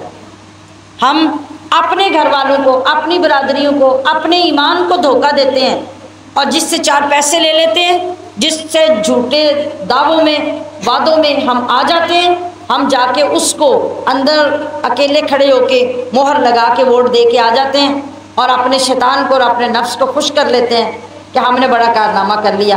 پھر جب اس کا وبال سامنے آتا ہے پھر ہم چیختے ہیں، پھر سڑکوں پہ نکلتے ہیں، پھر کچھ نہیں ہونے والا ہوتا۔ یہ ہمیشہ سے انسان کا یہ طریقہ اور اس کے کرتوت رہے، اور ہمیشہ اسی پر وہ عذاب کا مستحق ٹھہرتا رہا۔ تو اللہ پاک فرما رہا ہے کہ ہم نے موسیٰ کو معجزات کے ساتھ بھیجا، جو فرمایا نا کہ روشن دلیل کے ساتھ اور آیتوں کے ساتھ۔ نشانیاں جو تھیں وہ نشانیاں کیا تھیں؟ آپ کے معجزات۔ اور روشن دلیل کیا تھی؟ آپ کی نبوت اور نبوت کی صداقت۔ فرعون اور اس کے درباریوں کی طرف وہ خود ایک بندہ کھلی گمراہی میں ہے، وہ کوئی چھوٹا موٹا دعویٰ نہیں کرتا، سیدھا وہ کہتا ہے کہ میں خدا ہوں۔ اس سے بڑا ظالم اور اس سے بڑا گمراہ کون ہو سکتا ہے؟ مگر اس کے باوجود ان لوگوں نے تو اسی کو چنا، اسی کو ووٹ دیا، اور موسیٰ علیہ السلام کو مسترد کر دیا، ہارون علیہ السلام کی بات نہیں مانی۔ اللہ فرما رہا ہے کہ جو کچھ اس نے دنیا میں کیا وہ تو آج تک دنیا سن رہی ہے، اور تب کے لوگوں نے دیکھ بھی لیا، لیکن ابھی بس نہیں ہے۔ یقدم قومہ یوم القیامت فاوردہم النار، جس طرح آج یہ اپنے لشکر کے آگے لگا تھا اور ان کو برباد کروا دیا، اسی طرح قیامت کے دن بھی یہ اپنے چاہنے والوں اور اپنے ماننے والوں کے آگے آگے ہوگا، اور سب سے پہلے یہ جا کے دوزخ میں گرے گا، پیچھے ساری اس کی قوم بھی گرے گی۔ اس کا کام تب جا کے ختم ہوگا۔ تو ایسے لوگوں کو اللہ نے سنا دیا، بتا دیا، اور یہ ہمیں سنایا اصل میں۔ زندہ اب ہم ہیں، ہدایت کی، اصلاح کی اور صراط مستقیم پہ چلنے کی اور نجات پانے کی اب ہمیں ضرورت ہے۔ ان کے نصیب میں جو تھا انہوں نے اپنے کرتوتوں کی وجہ سے وہ لے لیا۔ اب یہ سب کچھ ہمارے لیے بیان ہو رہا ہے کہ لوگوں، ابھی تم زندہ ہو، ابھی تمہارے شعور، تمہاری عقلیں کام کر رہی ہیں، ان لوگوں سے عبرت حاصل کر کے اپنی اصلاح کر لو اور توبہ کر کے سیدھی راہ پہ آ جاؤ۔ اور ان لوگوں کو عذاب دے کر بس نہیں کہ بس گئے تو ختم ہو گئے، نام ختم ہو گیا۔ دیکھیے اللہ نے لعنت کیسے لگائی پیچھے، ہزاروں سال، سینکڑوں نہیں، ہزاروں سال گزر گئے، آج ہم قرآن کھول کے اس قوم پہ لعنت بھیج رہے ہیں۔ آج ہم ان کے برے کردار کو لاؤڈ سپیکر میں دنیا کے سامنے بیان کر رہے ہیں۔ اس سے بڑی لعنت اور کیا ہو؟ یہ اس دنیا کی لعنت ہے۔ وَيَوْمَ الْقِيَامَةِ اللہ فرما رہا ہے کہ یہ لعنت قیامت تک ان کا پیچھا کرے گی، وہ ختم نہیں ہوگی۔ تو سوچو، بِئْسَ الرِّفْدُ الْمَرْفُودُ، کتنا برا انعام ہے جو ان کو ان کے کرتوتوں کی وجہ سے ملا۔ تو کیا ہم چاہیں گے اتنا برا انعام ہمیں بھی ملے؟ تو ہمارے چاہنے سے تو کچھ نہیں ہوگا، منہ سے بولنے سے صرف تو کچھ نہیں ہوگا۔ اگر ہم چاہتے نہیں ہیں، اگر ہم چاہتے نہیں کہ ہم غلط راستے پہ جائیں، ہم یہ چاہتے ہیں کہ نئی روڈ پہ، اچھی روڈ پہ ہم چلیں تاکہ ہمیں جمپ کم لگیں، ہمارے جسم کو نقصان کم پہنچے اور سفر ہمارا اچھا ہو جائے، تو جو گجرات کی سب سے ٹوٹی ہوئی روڈ ہو اس کے اوپر ہم گاڑی ڈال دیں اور منہ سے کہیں کہ ہم نہیں چاہتے خراب سڑک پہ سفر کرنا، تو ہماری بات اور عمل میں مطابقت ہے نہیں۔ اگر ہم نہیں چاہتے خراب راستے پہ جانا تو پھر ہمیں معلوم کرنا ہوگا نا کہ بھئی سب سے اچھی روڈ گجرات میں کون سی ہے، ہم اس پہ گاڑی لے کے جائیں، اس پہ سفر کریں۔ جب ہم معلوم بھی نہ کریں اور غلط راستے سے ہم بچیں بھی نہ اور منہ سے کہیں کہ نہیں نہیں ہم نہیں چاہتے کہ ہم خراب اور ٹوٹی روڈ پہ جائیں، تو ہمیں کون عقل مند کہے گا؟ بس اسی طرح اگر ہم زبان سے یہ کہہ دیں کہ ہم یہ نہیں چاہتے کہ ہم غلط راستے پہ اور گمراہی کے راستے پہ جائیں، اور عمل ہمارا سارے کا سارا گمراہی والا ہو، تو صراط مستقیم پہ ہمیں کون ڈالے گا؟ یہ تو قیامت تک نہیں ہوگا، یہ پھر وہی ہوگا جو ان پیچھے لوگوں کے ساتھ ہوا، پھر ہمارے ساتھ بھی وہی ہوگا۔ عزیزات گرامی قدر، اللہ نے یہ ساری باتیں بیان کر کے اپنے محبوب سے فرمایا، اے حبیب ذالک من انباء القری، اے حبیب یہ گزری ہوئی امتوں کی خبریں ہیں جن میں سے کچھ ہم آپ کو سنا رہے ہیں۔ یہ ایسی بستیاں ہیں جن میں سے کچھ کے تو نام و نشان ختم ہو گئے اور کچھ کے کھنڈرات ابھی زمین کے اوپر کھڑے ہیں کہ وہ لوگ وہاں جائیں، جا کے سیریں کریں، ان جگہوں کو دیکھیں اور ان سے عبرت حاصل کریں۔ تو یہ جو کچھ ہم نے کیا وہ یہ نہ سمجھے کہ ہم نے ان کے اوپر ظلم کیا، ان کو غرق کر دیا، ان کو ہلاک کر دیا، ان کے مکانات گرا دیے، ان کے جانور مویشی مار دیے، ہم نے کوئی ظلم نہیں کیا، ولیکن ظلموا انفسہم، انہوں نے خود اپنی جانوں پہ ظلم کیا۔ تو ان کے جو وہ جھوٹے معبود تھے، جو ان کے بت تھے، ان کے کسی کام نہیں آئے۔ کب؟ جب ہمارا عذاب آ گیا۔ کوئی خدا، کوئی بت آگے کھڑا ہوا کہ بھئی میں تمہیں بچا لیتا ہوں، تم نے ساری زندگی میری پوجا کی ہے؟ اللہ نے فرمایا کوئی کسی کے کام نہیں آیا۔ لما جاء امر ربک، جب تمہارے رب کا حکم آ گیا۔ اور ان لوگوں کو کیا ملا؟ ہلاکت کے سوا ان کو کوئی چیز حاصل نہیں ہوئی۔ اللہ فرما رہے ہیں یہ اللہ کا طریقہ، اللہ کا مزاج ہے۔ وَكَذَلِكَ أَخْذُ رَبِّكَ، اللہ کی پکڑ ایسے ہی آتی ہے، وہ جب بھی ظلم کرتی ہوئی بستیوں کو پکڑتا ہے تو شدید عذاب کی پکڑ میں پکڑتا ہے، وہ لمبا عرصہ، لمبی مدت مہلت دیتا ہے، طریقے سے سمجھایا جاتا ہے، ہمیں چھوٹ دی جاتی ہے، رعایت دی جاتی ہے، مگر ہم اس کو اپنا انعام سمجھتے ہوئے چلتے جاتے ہیں، پھر آخر کار اللہ کی پکڑ حرکت میں آ جاتی ہے۔ تو اللہ فرما رہا ہے کہ ان تمام چیزوں میں سے نشانی کون حاصل کرتا ہے، ہدایت کون حاصل کرتا ہے؟ لمن خاف عذاب الآخرہ، جس کے دل میں آخرت کے عذاب کا ڈر ہے۔ اور وہ دن کیسا ہے؟ وہ ایسا دن ہے جس میں تمام لوگ، ہر زمانے، ہر امت کے لوگ جمع بھی ہوں گے اور حاضر بھی ہوں گے، ساری مخلوق وہاں جمع ہوگی، اور ہر عذاب دینے والے کو عذاب ان کی موجودگی میں، اور انعام جن کو دیا جائے گا ان کا انعام بھی سب کی موجودگی میں ہوگا۔ اللہ اکبر۔ اور ہم اسے پیچھے نہیں ہٹاتے، یعنی عذاب کو مؤخر نہیں کرتے، مگر ایک معدود مدت تک کے لیے۔ معدود مدت کا مطلب کہ ہم چھوٹ دیتے رہتے ہیں، ابھی سلجھ جاؤ، ابھی سمر جاؤ، ابھی اصلاح کر لو، کسی نہ کسی بہانے سے ہم ٹائم بڑھاتے رہتے ہیں۔ تو جن کے نصیب میں ایمان اور اصلاح ہوتی ہیں وہ اس رخصت سے فائدہ حاصل کر کے توبہ کر لیتے ہیں اور عذاب سے بچ جاتے ہیں۔ وہ دن ایسا ہوگا کہ کوئی شخص اللہ کے حکم کے بغیر بات تک نہیں کر سکے گا۔ کچھ لوگ قیامت میں شقی یعنی بدبخت ہوں گے، اور کچھ سعید یعنی خوش بخت ہوں گے۔ جب قیامت کا دن آئے گا نا تو ہر مخلوق خاموش ہوگی۔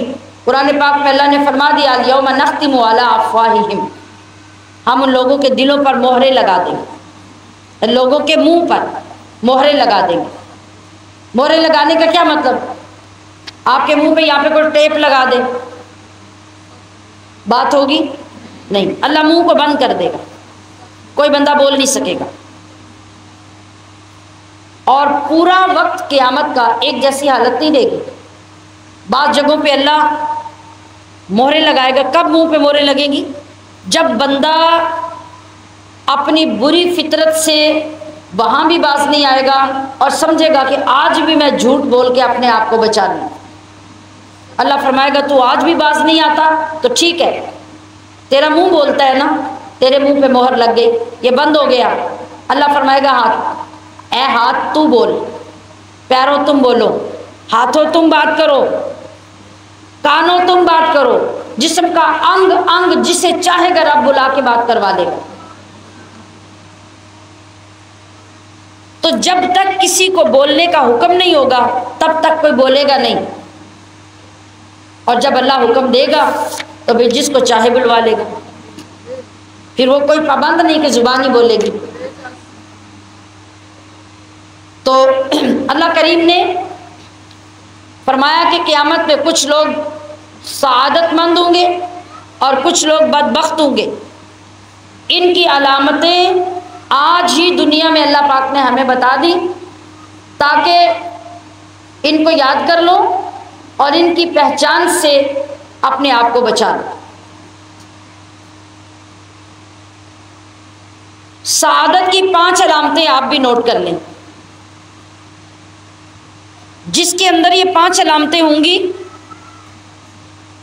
وہ سعادت مندوں میں شمار ہوگا اور قیامت میں اسی جماعت میں اٹھایا جائے۔ نمبر 1، وہ بندہ جس کے دل میں نرمی ہو۔ دل کی نرمی کو سمجھتے ہیں کیا ہوتی ہے؟ بتائیے۔ جو سو رہے ہیں وہ سوتے ہوئے بتا دیں، جاگنے والے تو بول ہی لیں گے نا۔ آپ کرامت دکھائیں کہ سوتے ہوئے بول کے بتا دیں۔ میں نے کیا بولا؟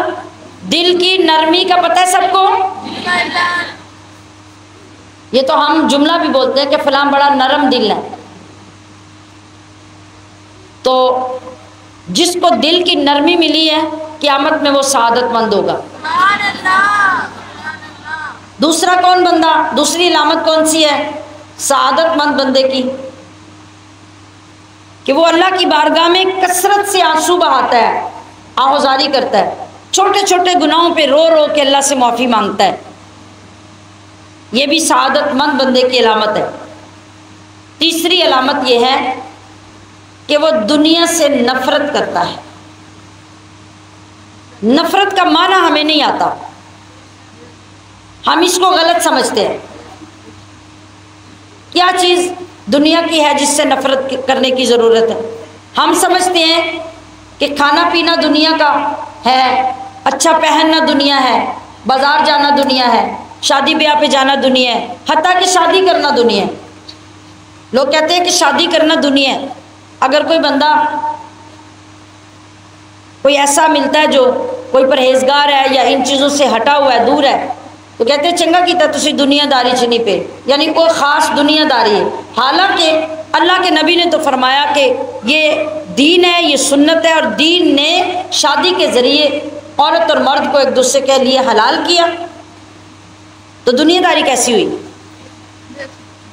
ہمارے اپنے برے اعمال ہیں کہ ہم خالص دین کو بھی دنیا داری بنا دیتے ہیں۔ ہماری تو نماز بھی دنیا داری ہے، ہمارا روزہ بھی دنیا داری ہے۔ اور اگر آج کے دور کا ایک جائزہ لیتے ہوئے میں معذرت کے ساتھ عرض کروں تو ہمارے بہت سارے پردے بھی آج کل دنیا داری بن گئے ہیں۔ چمکتے دمکتے تلوں ستاروں والے برقعے پہن کے ہم اگر کہیں گے کہ ہم پردہ کر رہے ہیں تو وہ دنیا داری ہوگی کہ نہیں؟ دین نے پردہ کیوں کروایا؟ آپ کے جسم کے اوپر ایک ڈھیلا ڈالا اضافی کپڑا، اضافی چادر آ جائے جس سے آپ کے جسم کی آرائش، جسم کا پردہ ہو جائے، لباس کی آرائش چھپ جائے اور لوگ آپ کی چمک دمک دیکھ کے آپ کی طرف مائل نہ ہوں۔ یہ مطلب تھا پردے کا۔ تو پھر جب جو مارکیٹ میں آج برقعے آئے اور ہم نے شادیوں کے لیے بھی خریدنے شروع کیے اور ہماری نوجوان بچیوں نے بھی یہ پہننے شروع کر دیے، تو پھر وہ دین رہا؟ اسے کہتے ہیں دنیا داری۔ تو دنیا داری کیا ہے اور دنیا سے نفرت کیا ہے؟ اس کو ایک جملے میں سمجھیے، ہر وہ چیز، کیا بولا میں نے؟ آواز نہیں آئی مجھے، اس طرف سے پیچھے سے آواز نہیں آئی۔ ہر وہ چیز جو آپ کو اللہ کی یاد سے غافل کر دے وہ دنیا ہے۔ ہر وہ چیز، آپ کی اولاد ہو، آپ کا شوہر ہو، آپ کے ماں باپ ہو، آپ کی عبادت بھی اگر اللہ سے آپ کو غافل رکھتی ہے، اللہ کی پہچان اور معرفت نہیں کرواتی، تو وہ بھی دنیا ہے۔ تو دنیا اس کو کہتے ہیں جو چیز آپ کو اللہ سے غافل کرے۔ بس اس سے نفرت کرنا یہ سعادت مندی کی علامت ہے۔ کتنی باتیں بتائیں؟ چوتھی بات، جس بندے کو اللہ نے چھوٹی چھوٹی امیدیں عطا کی ہیں، امید لگائی توڑ دی، امید لگائی توڑ دی، ختم کر دی، لمبی امیدیں رکھی، وہ بندہ کبھی سعادت مند نہیں ہو سکتا۔ چھوٹی چھوٹی امیدیں اپنے اندر رکھنا، لمبی لمبی امیدوں پہ نہ بیٹھے رہنا، یہ سعادت مندی کی علامت ہے۔ ہماری امیدیں کتنی لمبی ہوتی ہیں؟ بچہ پیدا ہوا ہے انشورنس کروا دو تاکہ گٹی میں حرام آ جائے، جوان ہو تو بھرپور طریقے سے حرام کھانے کے لیے تیار ہو، چھوٹے چھوٹے بچے پیدا ہوئے ہیں ان کے جہیز بنانا شروع کر دو، یہ لمبی لمبی امیدیں ہیں۔ ہر کام ہمارا ایسی لمبی امیدوں پہ ہوتا ہے۔ جو لوگ اتنی لمبی امیدیں لگا کے زندگی نہیں گزارتے وہ سعادت مند لوگ ہوتے ہیں۔ ان کی فکریں تھوڑی ہو جاتی ہیں، ان کی ٹینشنز کم ہو جاتی ہیں۔ اور پانچویں سعادت مندی کی علامت یہ ہے کہ بندے کے اندر حیا ہو، حیا، شرم، یہ سعادت مندی کی علامت۔ 5 باتیں پوری ہو گئی۔ اس کے اگینسٹ، اس کے متضاد اس کے الٹ جو 5 باتیں ہوں گی وہ بدبختی کی علامت ہوگی. مطلب دل کی سختی جس کی ہے، جس بندے کا دل بڑا سخت ہے، وہ قیامت میں بدبختوں میں ہوگا. جس کی آنکھ میں اللہ کے خوف سے کبھی آنسو نہیں آتا، وہ قیامت میں بدبختوں میں ہوگا.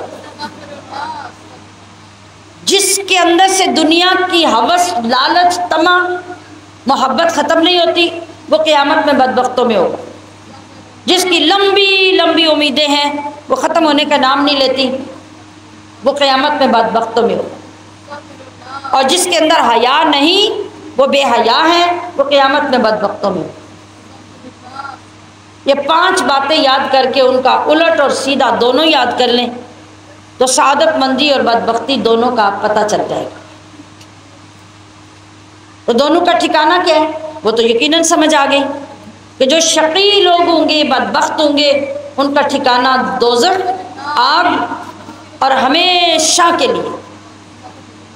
اور جو سعادت مند لوگ ہوں گے ان کا ٹھکانہ جنت، اللہ کی رحمت، اس کا کرم، اس کے انعامات، اور وہ بھی ہمیشہ کے لیے ہوں گے.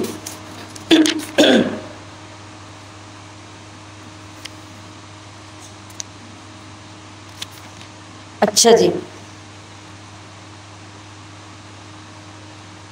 فلا تک فی مریۃ، اے سننے والے تو دھوکے میں نہ پڑنا. کس سے؟ ان چیزوں سے جن کو یہ کافر پوجتے ہیں، جن کو یہ خدا مانتے ہیں. یہ تو اندھا دھند وہی کچھ کرتے ہیں جو پہلے ان کے باپ دادا کرتے تھے. ان کے پاس کسی چیز کی دلیل اور علم نہیں ہے. تو بے شک ہم ان کا حصہ پورے کا پورا ان کو دیں گے. کس چیز کا حصہ؟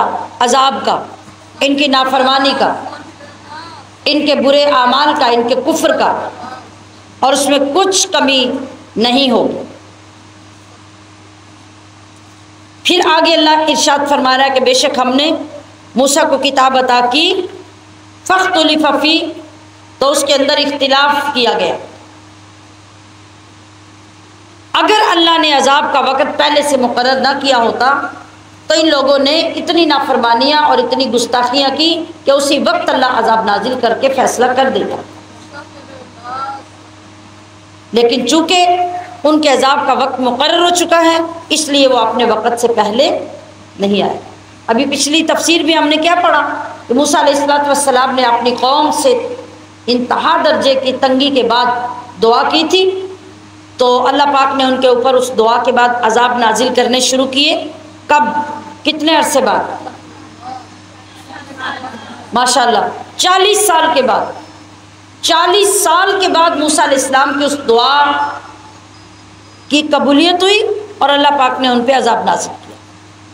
تو اللہ پاک نے جو وقت مقرر کیا ہوا تھا اسی پر اللہ نے یہ کیا، اور اللہ فرما رہا ہے کہ ہم نے اگر وقت مقرر نہ کیا ہوتا تو پھر ہم اسی وقت ان کو غرق کر دیتے. تو بے شک جتنے بھی ہیں ان سب کو تمہارا رب ان کے اعمال کا پورا پورا بدلہ دے گا، کیونکہ اللہ کبھی کسی کے عمل سے بے خبر نہیں ہوتا، وہ ہر ایک کے عمل سے باخبر ہے. ہم 7 زمینوں کے نیچے کہیں جا کے کوئی عمل کریں اللہ اس کو بھی جانتا ہے، 7 آسمانوں کے اوپر جا کے کریں اللہ ان کو بھی جانتا ہے، ہواؤں فضاؤں میں معلق ہو کے کسی جگہ پہ جا کے کوئی عمل کرے اللہ ان کو بھی جانتا ہے. تو اللہ پاک نے اپنے حبیب سے فرمایا فاستقم، آپ قائم رہیے، ثابت قدم رہیے جیسا کہ آپ کو حکم دیا گیا ہے، اور جو آپ کے ساتھ رجوع کرنے والا ہے وہ بھی قائم رہے. اور اے لوگوں تم سرکشی نہ کرو، بے شک وہ تمہارے سب کاموں کو دیکھ رہا ہے. کیا مطلب ہے کہ اے لوگوں جو تمہیں کام کرنے کا حکم دیا ہے وہ کرو، اور جن کاموں سے تمہیں روکا گیا ہے، منع کیا گیا ہے، ان سے منع ہو جاؤ. اگر یہ نہ ہوا تو چونکہ اللہ سے تمہارا کوئی کام پوشیدہ نہیں، لہٰذا وہ تمہارے ہر عمل کا بدلہ تمہیں دے گا، اور پھر کوئی چیز تمہیں روک نہیں سکے گی بچا نہیں سکے گی عذاب سے۔ تو یہاں پر اللہ پاک نے ہمیں بھی ترغیب کے لیے قرآن عظیم میں یہ حکم دیا کہ جب تم ایمان کا اعلان کر لو تو فاستقم، پھر اس پہ ڈٹ جاؤ، پھر اس پہ ثابت قدم رہو، کچھ بھی ہو جائے، طوفان آ جائے، زیادتیاں ہو جائے اور دنیا ادھر کی ادھر ہو جائے، مگر نہ تمہارا کلمہ بدلے، نہ اللہ اور اس کے رسول کی محبت بدلے۔ اللہ اکبر۔ ہمارے پاس اس کے لیے ہمارے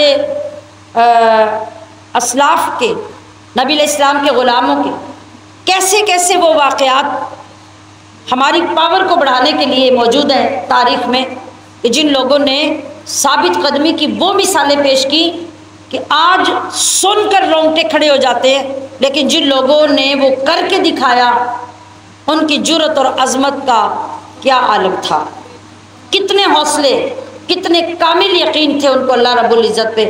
اسی لیے ہمیں کہا گیا کہ اپنے ایمان کو مضبوط کرنا اور دیکھنا چاہتے ہو تو اللہ کے ولیوں کے حالات پڑھا کرو، ان کے واقعات کا مطالعہ کیا کرو، جو صحابہ اکرام ہوں، اولیاء ہوں اور مختلف درجات کے جو اللہ کے مقربین ہیں، ان کی زندگیوں کو پڑھو، ان کے واقعات کو پڑھو، اللہ تمہاری روحانیت میں برکت ڈالے گا اور تمہارے ایمان کو مضبوط کرے گا۔ دیکھیے جب روم کی جنگ ہوئی ہے تو روم کی جنگ میں جہاں اور بہت سے مسلمان قید ہوئے تھے، ایک صحابی رسول حضرت عبداللہ بن حذیفہ رضی اللہ تعالی عنہ کو بھی قید کر لیا گیا۔ رومی سردار کو پتہ چلا کہ حضور کے ایک صحابی بھی اندر ہیں، اس نے انہیں دربار میں بلایا، کہا کہ آپ میری بات مان جائیں تو میں آپ کو رہا کر دیتا ہوں۔ میری بات ماننا کیا ہے؟ آپ عیسائی ہو جائیں۔ اگر آپ عیسائی نہیں ہوتے، میں تو یہ آفر کر رہا ہوں آپ کو، اگر آپ عیسائی نہیں ہوتے تو تانبے کی دیگ میں ڈال کر تمہیں جلا دوں گا۔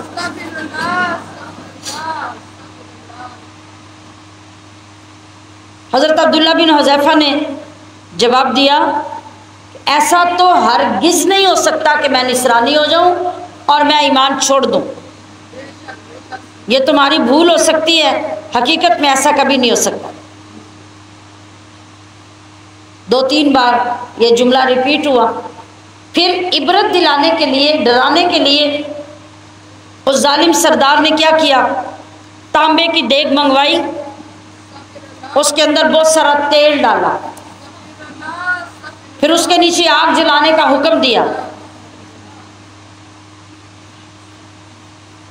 جس جگہ پہ میں عبداللہ بن حذیفہ کی بات کر رہی ہوں وہاں اپنے آپ کو کھڑا کریں، پھر واقعے کو سنیں اور یہ تصور کریں کہ اگلے لمحے مجھے ابلتے ہوئے تیل میں ڈالنا ہے میرے ایمان کے امتحان کے لیے، تو میں کیا کروں گی وہاں۔ پھر واقعہ سنیں۔ اس نے آپ کو موقع دینے کے لیے جیل میں سے ایک قیدی کو بلوایا، جلاد سے کہا کہ جب تیل خوب ابلنے لگے اس قیدی کو اٹھا کے اس میں ڈال دو۔ مسلمان قیدی کو بلا کے یہی پہلے کہا گیا، اس نے بھی عیسائی ہونے سے انکار کر دیا۔ ظالم بادشاہ نے، سردار نے اٹھوا کے اس قیدی کو ابلتے تیل میں ڈلوایا، تانبے کی دیگ، ابلتا ہوا تیل، نتیجہ کیا نکلا؟ چند ہی لمحوں میں کیا ہونا تھا؟ آپ پانی میں گوشت ڈال کے ابالتے ہیں، پائے پکاتے ہیں، کبھی تصور کریں کیا ہوتا ہے؟ مرغا ابالتے ہیں ڈال کے، کیا ہوتا ہے؟ جب تھوڑا سا زیادہ گلتا ہے تو ہڈیاں کدھر ہوتی ہیں، گوشت کدھر ہوتا ہے؟ چند ہی لمحوں میں اس مسلمان قیدی کا گوشت سب اتر گیا ہڈیوں سے اور ہڈیاں تیل کے اندر تیرنے لگی۔ حضرت عبداللہ بن حذیفہ سامنے کھڑے سارا منظر دیکھ رہے ہیں، وہ ظالم سردار دکھائی ان کو رہا ہے اور ان کو عیسائی بنانے کے لیے یہ سارا کچھ اس نے کیا۔ جب وہ سارا کچھ انہوں نے دیکھ لیا، اس سردار نے پھر کہا کہ عیسائی ہو جاؤ تو بچ جاؤ گے، جو حشر اس کا تم نے دیکھ لیا وہی تمہارا ہوگا۔ یہ سب کچھ آنکھوں سے دیکھنے کے بعد عبداللہ بن حذافہ نے صاف انکار کر دیا، کہا یہ کبھی نہیں ہو سکتا کہ میں عیسائی ہو جاؤں اور میں اپنا ایمان بیچ دوں، یہ کبھی نہیں ہو سکتا۔ اللہ اکبر۔ اب جب کچھ نہیں مانا آپ نے، اس نے حکم دے دیا کہ انہیں پکڑو اور اٹھا کے تیل میں پھینک دو۔ جب آپ کو پکڑا جانے لگا تو آپ رونے لگ گئے۔ سردار نے آواز دی کہ رک جاؤ، ان سے پوچھو یہ کیوں رو رہے ہیں۔ اس کا خیال تھا کہ اب جب حقیقت میں ہونے لگا ہے تو یہ ڈر گئے ہیں، اب اس کے لیے یہ تیار نہیں ہے، تو یہ اچھا وقت ہے کہ ان کو تیار کر کے روک لیا جائے۔ اس نے کہا کہ پوچھو یہ کیوں رو رہے ہیں۔ سردار خوش ہو گیا، واپس بلایا، پوچھا کہ آپ کے رونے کی کیا وجہ، کیوں رو رہے ہیں۔ حضرت عبداللہ بن حذافہ نے فرمایا کہ کیا تم لوگ یہ سمجھ رہے ہو کہ میں موت کے خوف سے رو رہا ہوں؟ ذرا میری طرف دیکھیے، میرا جملہ سنیے۔ فرمایا کہ تم یہ سمجھ رہے ہو کہ میں موت کے خوف سے ڈر رہا ہوں، اللہ کی قسم میں موت کے خوف سے نہیں، بلکہ میں تو اس لیے رو رہا ہوں کہ میرے اس جسم کے اندر صرف ایک جان ہے۔ اے میرے محبوب، اگر میرے جسم کے اندر 100 جانیں ہوتی میں باری باری ساری آپ پہ قربان کرتی۔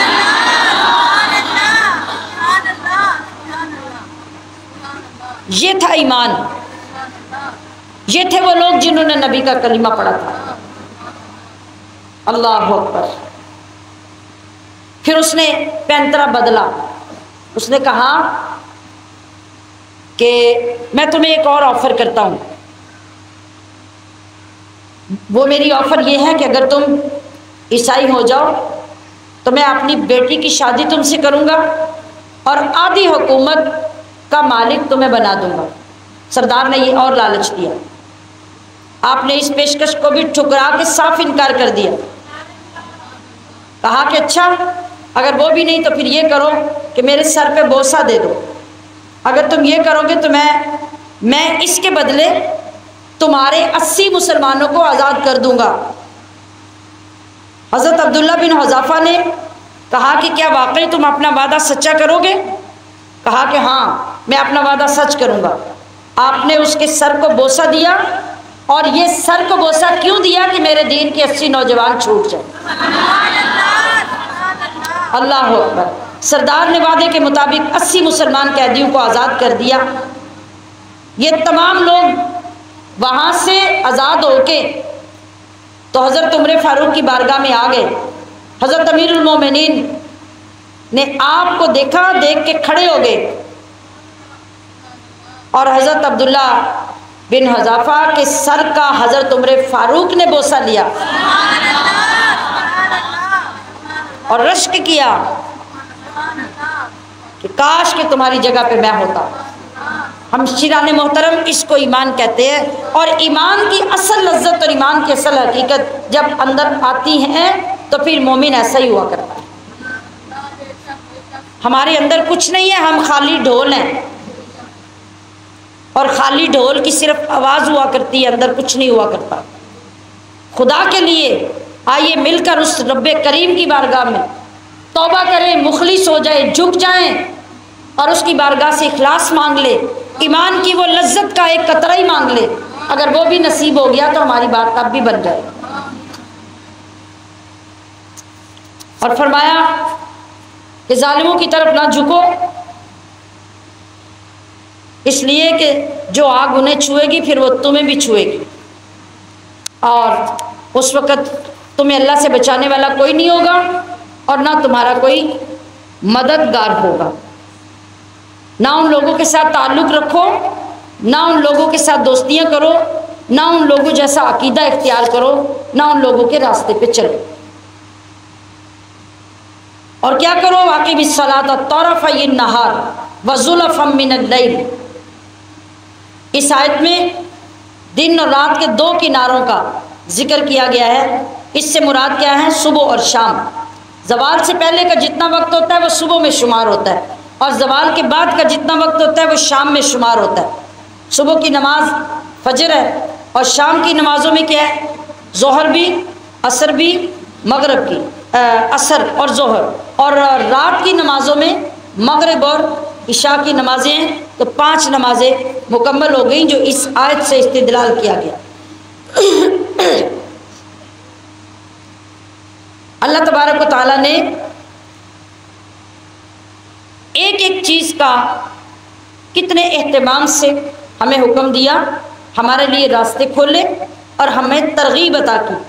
اس آیت کا شان نزول یوں ہے کہ معاذ بن جبل روایت کرتے ہیں، ایک آدمی حضور علیہ السلام کی بارگاہ میں حاضر ہوا اور عرض کی، یا رسول اللہ، اس آدمی کا کیا حکم ہے جو ایک اجنبی عورت سے علیحدگی میں میاں بیوی جیسا تعلق قائم کرتا ہے اور بس وہ ایک زنا نہیں کرتا، باقی سب کچھ کر لیتا ہے؟ اس پر اللہ تبارک و تعالیٰ نے یہ آیت کریمہ نازل کی۔ کون سی آیت کریمہ؟ یہی جس کا ابھی آپ حکم پڑھ رہے ہیں کہ صبح اور شام کے کناروں میں اللہ کی عبادت کرو، نماز قائم کرو، کیونکہ ان الحسنات یذہبن السیئات۔ یہ حکم نازل ہوا کہ جب تم سے ایک ایسا بڑا گناہ ہو جائے تو تم کیا کرو؟ پھر اللہ کی بارگاہ میں جھکو، اس کی بارگاہ میں نمازیں ادا کرو، توبہ کرو، کیونکہ گناہ کے بعد جب تم نیکی کرو گے تو تمہاری وہ نیکی تمہارے گناہ کو مٹا دے گی۔ تو یہ اللہ کے رسول نے ہمیں سکھایا کہ جب بھی تم سے کوئی گناہ کا کام ہو جائے فوراً کوئی نیکی کا کام کر لو۔ یہ نہیں کہ پہلے جان کے گناہ کرو پھر بعد میں نیکی کر لو۔ اگر شامت اعمال سے گناہ ہو جائے تو گناہ کے فوراً بعد نیکی کر لو، اللہ اس نیکی کی برکت سے پچھلے گناہ کی نحوست اور برے کام کا گناہ تم سے مٹا دے۔ یہ اللہ کا کتنا بڑا کرم ہے۔ کیا فرمایا؟ یذہبن السیئات۔ اسی لیے کہا گیا کہ جب تم سے یہ صدقہ دینے کی ترغیب کیوں دی جاتی ہے؟ صدقہ ایک ایسی نیکی ہے، صدقہ ایک ایسی عبادت ہے کہ وہ اللہ کے غضب کی آگ کو بجھا دیتا ہے۔ اس لیے بار بار ترغیب دی جاتی ہے کہ اللہ کی راہ میں صدقہ کرو، خیرات کرو، بار بار اللہ کی راہ میں خرچ کرو۔ اللہ کی راہ میں خرچ کرنے والا بہت سے گناہوں سے نجات پا جاتا ہے۔ اور اسی طرح کوئی بھی نیک کام، ایک برا کام ہو گیا، غلط کام ہو گیا، فوراً کوئی نیک کام کر لیں اور اللہ سے توبہ کر لیں کہ یا اللہ آئندہ میں یہ کام نہیں کروں گا، اور اس نیکی کے صدقے اللہ گناہ مٹا دے۔ فرمایا کہ یہ نصیحت کن لوگوں کے لیے؟ نصیحت ماننے کے لیے والوں کے لیے۔ جو نصیحت مانے گا وہ تو اس سے بڑا نفع حاصل کر لے گا۔ تو یاد رکھیے کہ یہ جو نیکیاں ہیں ہمارے گناہ مٹاتی ہیں۔ یہ کون سے گناہ مٹتے ہیں؟ یہ گناہ مٹتے ہیں جو صغیرہ گناہ ہوتے ہیں۔ کبیرہ گناہ جو ہوتے ہیں جب تک ان کے ضابطے کے مطابق توبہ کر کے اس گناہ کا ازالہ اور اس زیادتی کا ازالہ کر کے توبہ نہ کی جائے، اس گناہ کا وبال نہیں مٹتا۔ یہ چھوٹے چھوٹے جو گناہ ہم سے ہوتے رہتے ہیں، ہر وقت ہوتے رہتے ہیں، چلتے پھرتے ہوتے رہتے ہیں، تو ساتھ ساتھ کوئی نہ کوئی نیکی کرتے رہیں، اللہ کا ذکر کرتے رہیں، صدقہ و خیرات کرتے رہیں۔ حتیٰ کہ فرمایا گیا کہ جب ایک بندہ ایک نماز پڑھتا ہے، بیچ میں وقت آتا ہے، اگلی نماز پڑھتا ہے، ایک وقت کا وضو دوسرے وقت کے وضو کے درمیان کا جو ٹائم ہوتا ہے، اگلا وضو پچھلے ٹائم کے گناہ مٹا دے۔ اگلے وقت کی نماز پچھلے وقت کے درمیانی وقت میں جو گناہ ہوئے تھے ان کے صغیرہ گناہوں کو مٹا دیتی ہے۔ اللہ نے کتنے انتظامات ہمارے لیے کر رکھے، سبحان اللہ۔ اور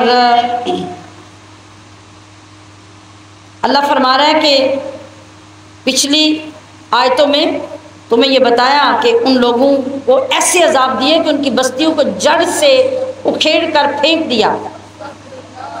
اب آگے اگلی آیتوں میں ان عذابوں کے نازل ہونے کے سبب بتائے جا رہے ہیں کہ وجہ کیا تھی۔ ایک وجہ یہ تھی کہ ان میں کوئی بندہ ایسا نہیں تھا جو باقی لوگوں کو فساد کرنے سے منع کرتا۔ تو یاد رکھو کہ اگر کسی قوم میں کوئی ایسا بندہ موجود ہو جو ہر وقت لوگوں کو نیکی کا حکم دیتا رہے اور برائی سے روکتا رہے، تو اس عمل کی وجہ سے قوم کے اوپر سے عذاب دور رہتا ہے، عذاب نہیں آتا۔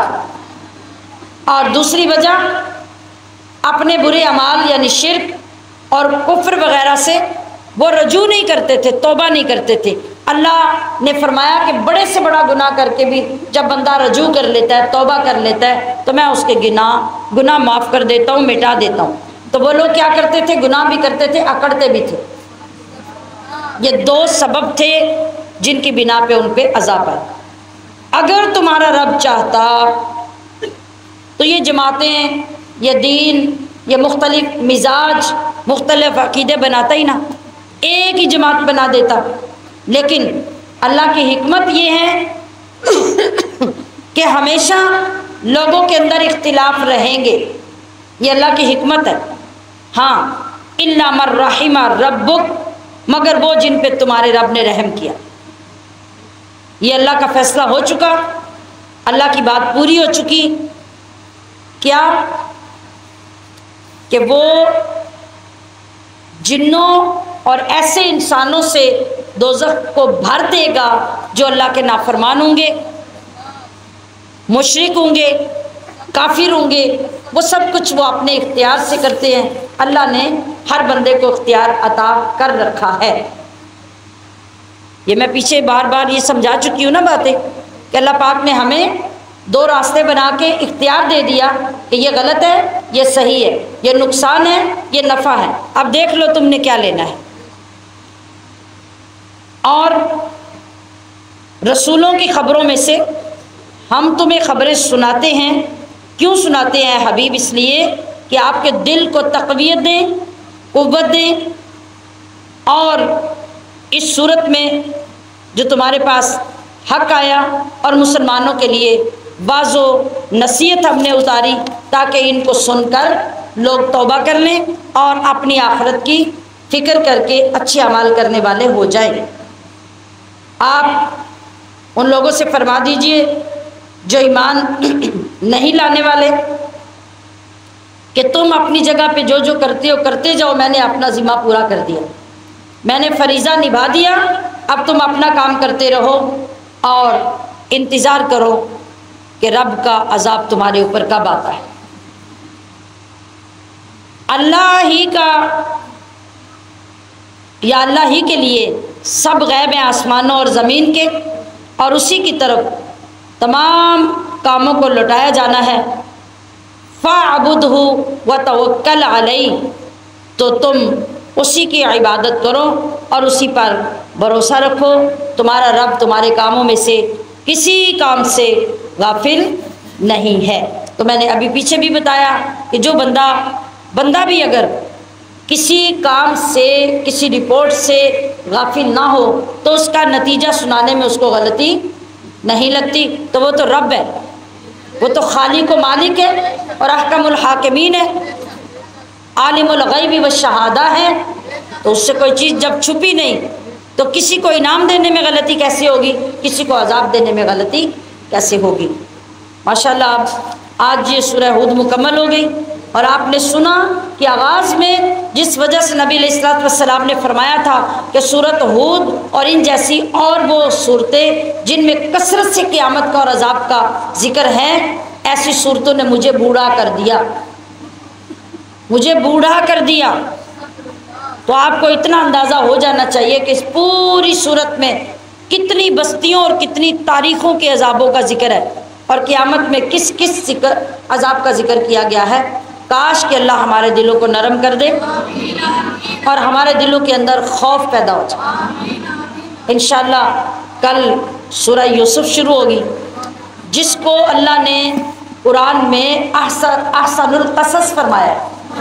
تمام قصوں میں شاندار قصہ سورہ یوسف کے اندر بیان کیا گیا۔ سبحان ربک رب العزت عما یصفون وسلام علی المرسلین والحمد للہ رب العالمین۔